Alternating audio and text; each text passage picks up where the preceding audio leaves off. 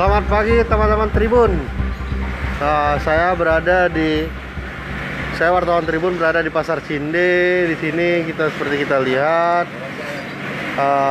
tempat penjualan daging di Pasar Cinde, di mana diisukan bahwa harga daging ini naik. Kita tanya coba dengan pedagang daging.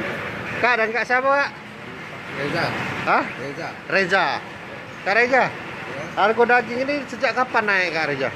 Untuk bulan ini kenaikan sudah 2-3 kali modalnya. 2 kali. Dari ini ya, agennya Kak ya? Dari agen pemotongannya. Agen pemotongannya. Nah, cak mana ini jadi? Kalau 2-3 kali naik ini susah kamu dagang nih kayak mana? Ya, untuk sekarang bertahan dulu lah ya kan. Ya, daya beli kan berkurang untuk ini kan. Iya.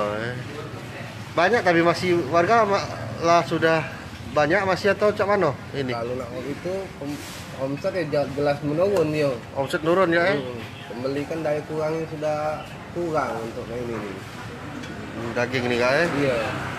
Nah Kak, sekarang berapa harga daging sekarang Kak? Harga daging tetap masih 15 kalau untuk jual. 150.000 Kak ya? 50. Sekilo ya Kak ya? 150 itu sudah berat untuk pembeli kan. Iya.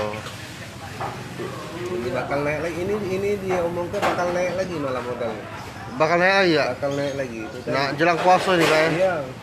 Oh. Jadi tidak bisa diperkirakan kan untuk sekarang ini ya tetap masih agak lama jual. Masih harga lama Kak ya?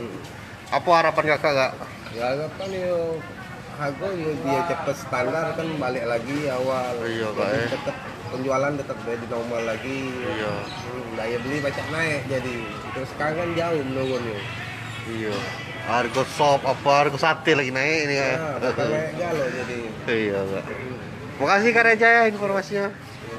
Nah itu tadi Tribuners, bahwa harga daging naik dengan harga 150.000 per kilo, dimana harga daging juga mempengaruhi pedagang-pedagang lain.